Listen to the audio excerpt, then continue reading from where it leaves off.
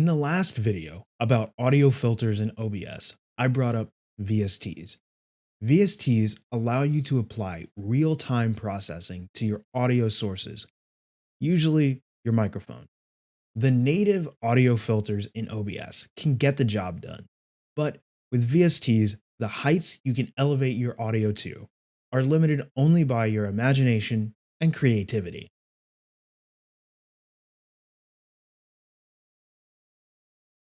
I'm Dwayne Burke, here to help OBS Studio less scary and more fun. And welcome back to my tutorial course.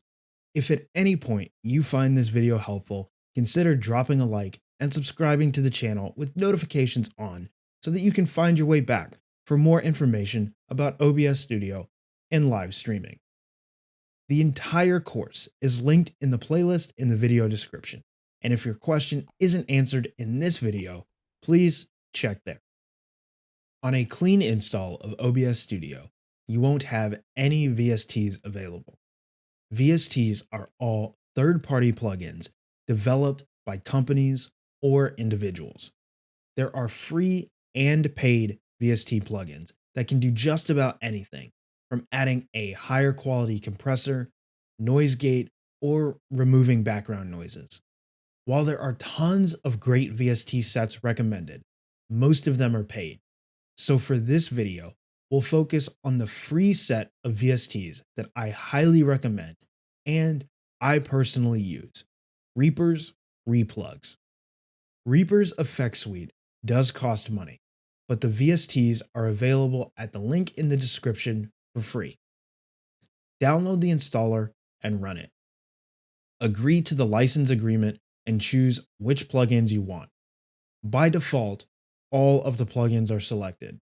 Unless you're pressed for storage, I would suggest just installing them all. Click Next, select the install destination, then click Install.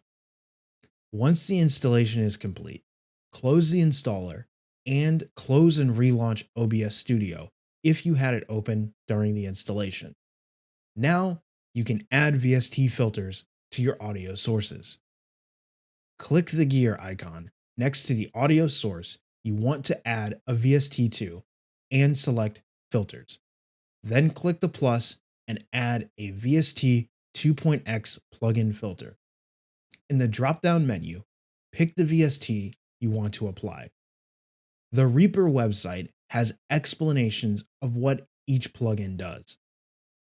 You can only add one VST at a time, so add as many VST filters as you need to complete your audio processing chain. You can disable individual VSTs without losing your settings by clicking the I next to the filter name to disable it. You can right-click any filter and click Rename to differentiate between VST plugins. To make changes to the settings of each plugin, click the Open Plugin Interface button.